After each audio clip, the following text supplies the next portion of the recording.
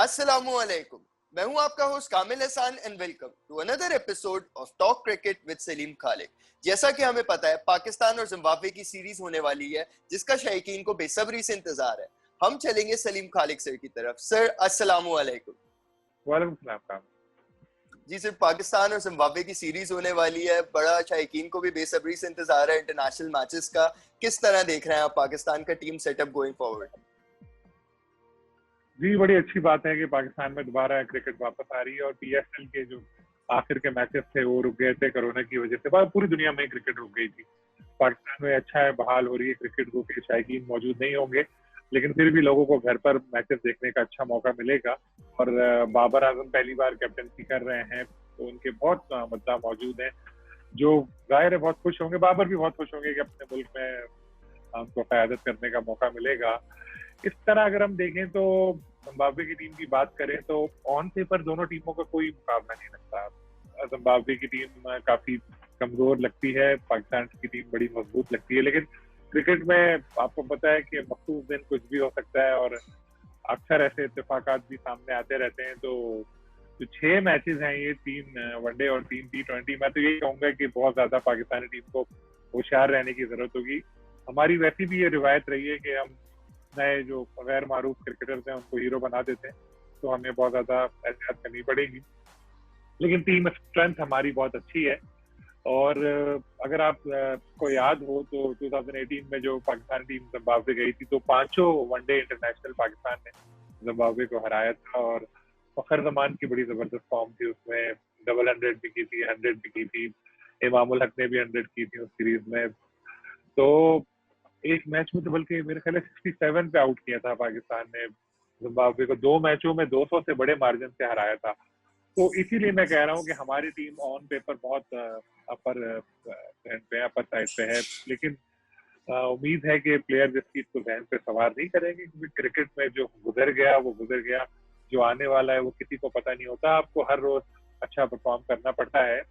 जहां तक आपने तैयारियों के बारे में पूछा, तो तैयारियां अच्छी जारी हैं पाकिस्तान टीम की। अब दोनों टीम में पिंडी के जो बायोसिक्योर जोन है वहां पर प्रैक्टिस कर रही है। उससे पहले लाहौर में भी पाकिस्तानी टीम ने ट्रेनिंग की थी। तो होपफुली एक अच्छी सीरीज होगी। आपसे पहले भी बात हुई थी, जो सिकंदर रजा ने हमें बताया थे कुछ यंगस्टर्स के भी नाम कि वो अच्छा परफॉर्म कर सकते हैं। तो उम्मीद है कि जिम्बाब्वे के प्लेयर्स भी अच्छा उभर के सामने आएंगे और मुकाबले से भरपूर सीरीज होगी, क्योंकि वन साइडेड मैच में तो ना हमें मजा आएगा ना आपको मजा आएगा। बिल्कुल सर, खास तौर पे सीरीज में चर्चा यंगस्टर्स का बड़ा हो रहा है। टीम मैनेजमेंट ने भी अनाउंस किया हुआ है कि यंगस्टर्स को हम चांस देंगे। तो वो ऐसे कौन से यंगस्टर्स हैं जिन्हें आप देख रहे हैं जो टीम की प्लेइंग 11 का हिस्सा बनेंगे during the series against Zimbabwe? अपन देखें, जो मुझे ऐसा लग रहा है कि शायद वनडे में पाकिस्तान टीम बहुत ज्यादा तजुर्बात नहीं करे और अब्दुल्ला वगैरह को जो मौके मिलेंगे वो T20 में मिलेंगे। लेकिन अब ये पता नहीं मिसबा के जहन में क्या है। सुना था मैंने कि खुशदिल शाह को वो सारे मैच खिलाना चाहते हैं, शायद उनको आजमा लें। हैदर के बारे में मुझे नहीं पता, क्योंकि जो स्क्वाड अनाउंस हुआ है उसमें ये नहीं लिखा हुआ कि ये T20 के प्लेयर्स हैं, ये वनडे के प्लेयर। एक ही स्क्वाड अनाउंस हुआ है, तो देखना होगा कि क्या पाकिस्तान टीम का कॉम्बिनेशन रहता है। जो आखिरी सीरीज पाकिस्तान ने खेली थी उसको भी 1 साल से जायद वक्त गुजर चुका है। अक्टूबर में ही खेली थी पाकिस्तान ने श्रीलंका के खिलाफ 2 मैच जो पाकिस्तान ने जीते थे। आखिरी मैच कराची में पाकिस्तान ने जीता था, तो उसको भी बहुत अरसा हो चुका है। और देखना ये होगा कि क्या कॉम्बिनेशन रखते हैं, ये ओपनिंग में क्या होता है। अगर हम देखें तो पहले इमामुल हक बड़ा रेगुलर जाते थे, जैसे मैंने बताया जिम्बाब्वे से जो लास्ट सीरीज हुई थी उसमें बहुत अच्छा परफॉर्म किया था उन्होंने, लेकिन बाद में आबिद अली ने उनकी जगह ले ली। और आखिरी जो मैच हुआ है उसमें भी उन्होंने, अगर मैं गलत, 74 रन उन्होंने बनाए थे। तो देखना यही है कि मुस्बा के जहन में क्या है, क्या वो तजुर्बात करेंगे, क्या वो यंगस्टर्स को मौका देंगे, या वही जो सीनियर प्लेयर्स हमेशा से खेलते चले आ रहे हैं वो आएंगे। मिसबा के बारे में जितना मैं जानता हूँ, आप जानते हैं, वो जरा थोड़ा घबराते ज्यादा है। हालांकि प्राइम मिनिस्टर कहते हैं घबराना नहीं है, लेकिन मिसबा घबराते बहुत है। तो वो इसीलिए मुझे लगता है कि इतना ज्यादा यंगस्टर्स को मौका नहीं देंगे। और वैसे भी स्क्वाड में एक ही तो नया लड़का आया है, अब्दुल्ला शफीक। रुहेल नजीर तो इंग्लैंड भी गए थे, मौका अच्छा है, मगर आप एक आध मैच में चांस दें, बल्कि एक आध मैच में क्या, बिल्कुल आप चांस दें, रोहिल को भी खिलाएं, अब्दुल्ला को भी खिलाएं, खुशदिल को भी खिलाएं, क्योंकि होम ग्राउंड है, होम कंडीशंस हैं। अभी T20 में इन लोगों ने परफॉर्म भी किया हुआ है, और जिम्बाब्वे की माशाल्लाह जैसी टीम है उसके सामने क्यों करेंगे, इससे अच्छा आपको मौका नहीं मिलेगा। आप न्यूजीलैंड में इन खिलाड़ियों को नहीं आजमा सकते, सीनियर जो सीरीज है सीनियर टीमों की। तो अच्छा मौका है, आप चांस दें, यंगस्टर को जरूर आजमाएं। बिल्कुल सर, कायदे आजम ट्रॉफी भी अभी चल रही है पाकिस्तान की, जिसके अंदर जाहिद महमूद खास तौर पे एक प्लेयर है जिन्होंने बड़ा अच्छी परफॉर्मेंसेस दिखाई हैं। 10 विकेटें उन्होंने अपनी साइड से लेकर उनको एक इनिंग्स विक्ट्री दिलवाई। हुसैन तलत एक और प्लेयर हैं जिन्होंने एक डबल सेंचुरी की। फवाद आलम भी अच्छा स्कोर कर रहे हैं। तो कायदे आजम ट्रॉफी के अभी तक के मैचेस के बारे में आपका क्या ख्याल है? बिल्कुल, आपने टॉप परफॉर्मर्स के नाम ले लिए। जाहिद महमूद थोड़े बदकिस्मत रहे, उनको इस टीम में होना चाहिए था। जो नेशनल T20 कप है उसमें भी उनकी परफॉर्मेंस अच्छी रही थी, लग रहा था शायद वो आ जाएंगे, लेकिन मिसबा ने उनको सेलेक्ट नहीं किया। और हुसैन तलत ने अच्छी इनिंग खेली, वैसे जो T20 स्पेशलिस्ट हैं वो, लेकिन अच्छी बात यह है कि आप ये लॉन्गर वर्जन में भी अपने आप को मनवाने की कोशिश कर रहे हैं। फवाद आलम तो डोमेस्टिक क्रिकेट के किंग है, यहाँ भी उन्होंने एक और सेंचुरी बनाई। अगर वो सेंचुरी नहीं करते तो सिंध को टीम को बड़ी मुश्किल पड़ जानी थी, शुरू में इसकी विकेट गिर गई थी। अच्छे मैचेस हो रहे हैं, अच्छा आगाज हुआ है कायदे आजम ट्रॉफी का। तो कामिल, एक और अच्छी बात यह है कि जो मैचेस हैं कायदे आजम ट्रॉफी के वो टेलीकास्ट हो रहे हैं, 11 मैचेस टेलीकास्ट होंगे। तो पहला मैच जो हुआ मैंने देखा कि लोग देख रहे थे, कई जगहों पे मैंने देखा टीवी पे मैच लगा हुआ था, फवाद आलम की बैटिंग से लोग काफी लुत्फानंदोज हो रहे थे, जो उनके फैंस हैं वो। वरना तो 200 बॉलों पे उन्होंने 200 से ज्यादा पे सेंचुरी बनाई, लोग बोर भी हो जाते हैं। तो ये अच्छी चीज है। यंगस्टर्स हैं, जब वो देखेंगे कि टेलीविजन पे आ रहे हैं वो, तो उनको शौक और बढ़ेगा, और उनके ध्यान में ये भी होगा कि यार टीवी पे मैच चल रहा है।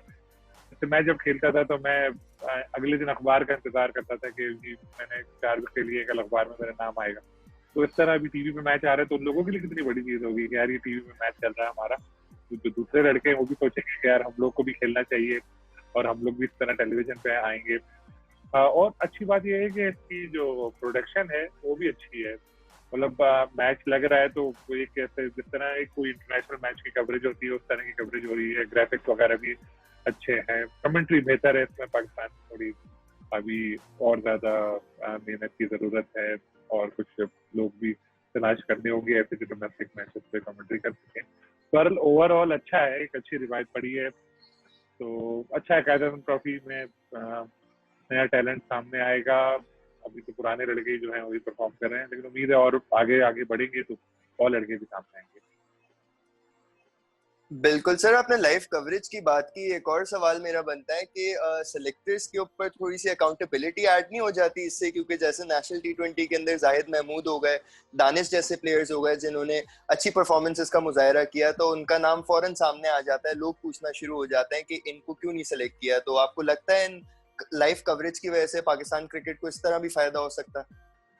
बहुत जबरदस्त आपने ये सवाल किया कामिल, बिल्कुल ऐसा ही है। क्योंकि देखिए, ऐसे तो मुझे आपको जो हम लोग जर्नलिस्ट हैं, हम लोगों को परफॉर्मेंस ऐसे ही पता थी कि हम कभी स्टेडियम चले गए या हमने कहीं स्टैट्स देख लिए तो हमने कहा यार ये लड़का अच्छा है, ये ऐसा है। लेकिन जब मैचेस आए टेलीविजन पे, लोगों ने देखे, तो उनको खुद पता चल गया, उनको हमारी जरूरत नहीं रही। उन्होंने खुद देखा कि यार इस लड़के ने अच्छा परफॉर्म किया, इस लड़के ने अच्छा परफॉर्म किया, इसको नेशनल टीम में होना चाहिए। फिर जब वो नहीं हुए, नेशनल टीम में नहीं आए, तो फिर उन्होंने कहा होगा कि यार ये क्या है, ये तो ज्यादती हुई है फलाने के साथ। तो बिल्कुल आप ठीक कह रहे हैं, इससे सेलेक्टर पे भी प्रेशर पड़ेगा कि भाई जो हकदार है उसको फौरन मौका दो। और असल बात ये है कि जो प्लेयर जिस वक्त फॉर्म में हो ना, उसी वक्त उसको आजमाना चाहिए। ये नहीं कि आज किसी ने सेंचुरी की है तो 6 महीने बाद आप कह रहे हैं कि चलो फला टूर पर खिला देंगे। फौरन उसको उसकी मेहनत का सिला देना चाहिए आपको। और होम ग्राउंड पे मैचेस हैं, जिम्बाब्वे जैसी टीम है, अच्छी आइडियल अपॉर्चुनिटी तो मिल ही नहीं सकती। बाबर को भी अच्छा मौका मिला है, कैप्टनसी कर रहे हैं यहाँ पे, और मैं कह रहा हूँ बाबर को थोड़ा तगड़ा होना चाहिए। अब जिस तरह उनको अब तीसरे तीनों तरफ में क़यादत मिलने वाली है, इतना जबरदस्त उनकी माशाल्लाह बैटिंग जारी है, तो बाबर को चाहिए कि थोड़ा सा तगड़े होके सामने आए, अपने डिसीजन खुद लें, अपनी टीम खुद बनाए। जैसे बाकी लोग भी उनको ये मशवरा देते रहते हैं। तो मेरा ख्याल है कि आगे की भी जो सीरीज है उसमें भी पाकिस्तान टीम को फायदा होगा। और ये जिम्बाब्वे की सीरीज तो निकल ही जाएगी। असल जो इम्तिहान है वो है न्यूजीलैंड का दौरा। जहाँ रिवायती तौर पे पाकिस्तान टीम अमूमन अच्छा परफॉर्म नहीं कर पाती। वहाँ की कंडीशन, वहाँ का वेदर, पिचेस जो हम लोग को इतना ज्यादा सूट नहीं करती। होपफुली के उसमें न्यूजीलैंड में भी अच्छा परफॉर्म करेंगे। और जहां तक जिम्बाब्वे का ताल्लुक है, तो जिम्बाब्वे की टीम का एक मसला और है कि उन लोगों ने रिसेंटली बहुत ज्यादा क्रिकेट नहीं खेली। पाकिस्तान ने भी नहीं खेली, जिम्बाब्वे ने भी नहीं खेली, बल्कि किसी बड़ी टीम से खेले हुए तो उनको 2 साल हो चुके हैं। पाकिस्तान से उनके अक्सर मैचेस होते रहते हैं, बाकी बोर्ड जो है वो उनको इतना ज्यादा अवॉइड ही करते हैं एक तरह से, क्योंकि इनके साथ जो सीरीज होती है उसमें इतना पैसा आता नहीं है, ना टेलीविजन का ना स्पॉन्सरशिप का। पाकिस्तान मेहरबान है, पहले भी खेला वहां गया, अभी ये सीरीज हो रही है, उसके बाद पाकिस्तानी टीम जाएगी भी जिम्बाब्वे। तो इस सीरीज का हमसे ज्यादा उनको फायदा होता है। हमको उसी वक्त फायदा होगा जब हम यंग लड़कों को खिलाएं, बजाय इसके कि हम पुराने खिलाड़ियों को खिलवा के रिकॉर्ड बनाएं उनके। बिल्कुल सर, अजहर अली की भी टेस्ट कैप्टनसी के ऊपर अच्छे खासे रूमर्स फ्लोट अराउंड कर रहे हैं। हमने भी लास्ट एपिसोड में उनके बारे में अच्छी खासी बात की थी। सिलेक्टर्स का आपने जिक्र किया तो मुझे फिर चीफ सेलेक्टर इंजमामुल हक की एक स्टेटमेंट जो अभी मंजर आम पर आई थी वो याद आई। आप हमारे व्यूअर्स को बताएंगे वो स्टेटमेंट और इसकी क्या इम्प्लीकेशन हो सकती हैं आगे जाके? जी, असल बात यह है कि हमारे जो साबिक टेस्ट क्रिकेटर्स हैं ना, जब वो पावर में ना हो ना तो बड़ी अच्छी अच्छी बातें करते हैं। जब वो पीसीबी में जॉब कर रहे हो या उनको कोई और ओहदा मिला हो, वो सेलेक्टर्स हो, तो बड़ी बड़ी चीजें देख के वो उनको ना इग्नोर कर देते हैं। जब वो जॉब नहीं हो उनके पास, किसी सीट पे ना हो, तो वो सच बोलते हैं। और सच बोलते हैं तो कभी कभी बहुत अच्छी बातें कर जाते हैं। जैसे इंतमाम साहब अब टीम सेलेक्टर नहीं है और यूट्यूब पे चैनल अपना चला रहे हैं, वहां पे बड़ी अच्छी अच्छी कभी वो बातें कर जाते हैं। जैसे ये बात उन्होंने जैसे अजहर अली के बारे में की, बड़ी वैलिड बात है कि पीसीबी शायद खुद इस तरह की चीजें जो है वो फ्लोट कर देता है, मार्केट में छोड़ देता है अपने दोस्तों के जरिए कि ऐसा होने वाला है, ऐसा होने वाला है। अब जैसे एक खबर पिछले दिनों चली कि क्रिकेट कमेटी कह रही है कि इनको नहीं होना चाहिए कैप्टन। अरे भाई, कौन है क्रिकेट कमेटी में? इकबाल कासिम साहब तो चले गए, अब तो बचा ही नहीं क्रिकेट कमेटी का कोई सरबरा। तो बाकी 2-3 लोग हैं, क्या वो कह रहे हैं?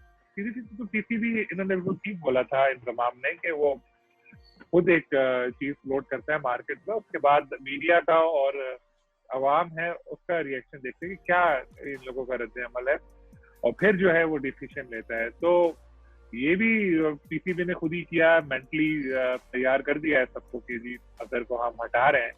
लेकिन इंतजाम साहब ने बिल्कुल ठीक बात बोली कि इससे टीम में रिफ्ट का चांस बढ़ जाता है, हर कोई कैप्टनसी की तरफ देखने लगता है। अगर आपको डिसीजन लेना है तो आप सीधे सीधे डिसीजन ले लें। अभी कौन सा टेस्ट सीरीज खेलनी थी जिम्बाब्वे के खिलाफ पाकिस्तान को? यहाँ से T20 और वनडे ही, आप थोड़ा इंतजार कर लेते, जब न्यूजीलैंड जाने से पहले आप ऐलान कर देते ही।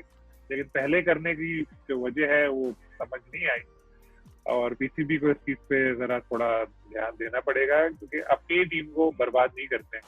और बदकिस्मती से जो पीसीबी में हो रहे हैं ये चीजें, वो मुझे काफी गड़बड़ लग रही है। कुछ लोग पीसीबी के जो है बहुत ज्यादा सियासत कर रहे हैं, और उनका दिमाग बड़ा ही, क्या बोलूं, सियासी दिमाग है, जो पॉलिटिकल पार्टीज में होना चाहिए था। उन लोगों ने, कुछ सीनियर जो ऑफिशियल हैं, उनके ऊपर पूरा कंट्रोल करके रखा हुआ है। जो वो बोलते हैं वो करते हैं। तो वो लोग जो है पाकिस्तानी क्रिकेट आजकल चला रहे हैं। लेकिन मेरा ख्याल है जो मानी साहब वगैरह को या वसीम खान साहब को देखना पड़ेगा कि भाई कौन लोग हैं ऐसे, क्या कर रहे हैं। नहीं तो एक दिन आएगा जब उनको इस चीज का एहसास होगा, लेकिन उस वक्त तक हमारी क्रिकेट तबाह हो चुकी होगी। अल्लाह ना करे ऐसा हो, उससे पहले ही अरबाब इख्तियार को देखना पड़ेगा भाई इस चीज को। बिल्कुल सर, पीसीबी की मिसमैनेजमेंट का जहां तक सवाल आता है उसमें पीएसएल की बात भी फिर करनी पड़ेगी। पीएसएल के फ्रेंचाइज ओनर्स के साथ पीसीबी ऑफिशियल्स की बड़ी एक शेकी हिस्ट्री रही है। अच्छे खासे मुश्किलात का सामना करना पड़ा है अभी तक। अब जब मामला थोड़े से सॉल्व होने लगे थे तो वापस पीसीबी ने फ्रेंचाइजी से बैंक गारंटी मांग ली है। तो इस पूरे इशू के बारे में आप क्या कहेंगे?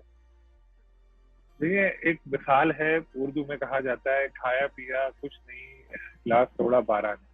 कि वही बात है कि पीएसएल फ्रेंचाइजी जो है वो कोर्ट गई, वकीलों को उन्होंने फीस वगैरह दी, और उसके बाद उन्होंने केस वापस लिया कि शायद पीसीबी जो है उनकी बातें सुन ले। और उसके बाद मीटिंग भी हुई, लेकिन क्या हुआ, जाते ही उनको जेंटलमैन प्रॉमिस याद दिलाया गया कि जी आप लोगों ने कहा था फीस भरेंगे तो फीस दे दे। तो फीस कहाँ से भरेंगे? पेंडेमिक में अच्छे अच्छे लोगों का बुरा हाल है, तो फ्रेंचाइजी जो है इन लोग को भी जाहिर है मसला हुआ होगा। किसी भी को चाहिए था एज अ गुडविल जेस्चर 1 साल के लिए फाइनेंशियल गारंटी का मामला खत्म कर देता, कोई पीसीबी का नुकसान नहीं होता। आप सोच सकते हैं कि कोई फ्रेंचाइजी बगैर पैसे दिए जो है खेल जाएगी, पहले खेली है लेकिन वो तो दोस्ती हारी में है ना।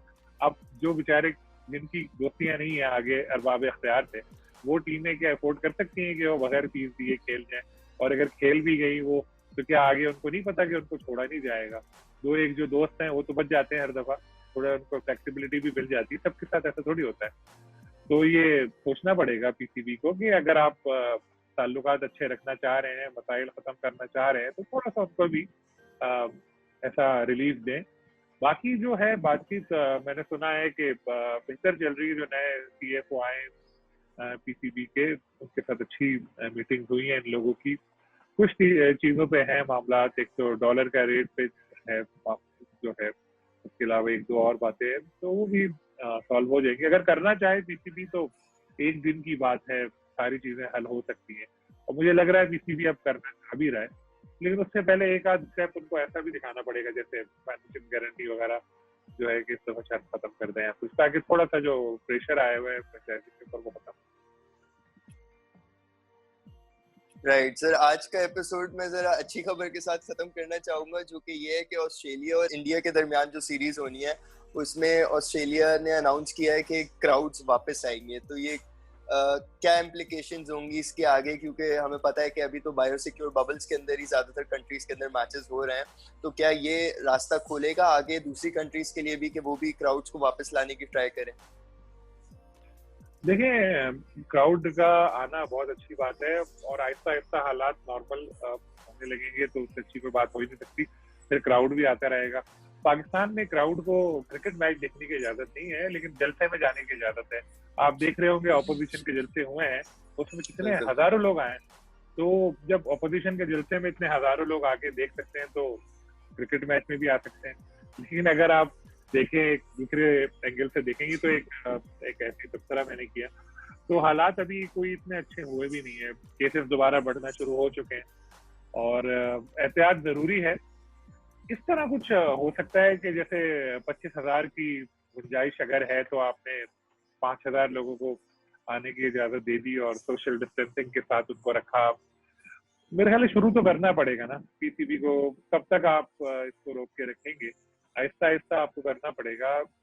फुल कैपेसिटी ना बुलाएं, 30% या 40% बुलाएं, और लोगों को आप इस तरह कर दें कि जी कौन कौन आना चाहता है मैच में, तो के बाद जितने लोग हैं, जैसे एक शहर में अगर मैच हो रहे हैं, 3 मैच एक शहर में हो रहे हैं, उसमें आपने लोगों से पूछ लिया, अगर उसमें से 20,000 लोगों ने सपोज कह दिया, तो 7,000 लोगों को 3 मैच में एडजस्ट कर लें।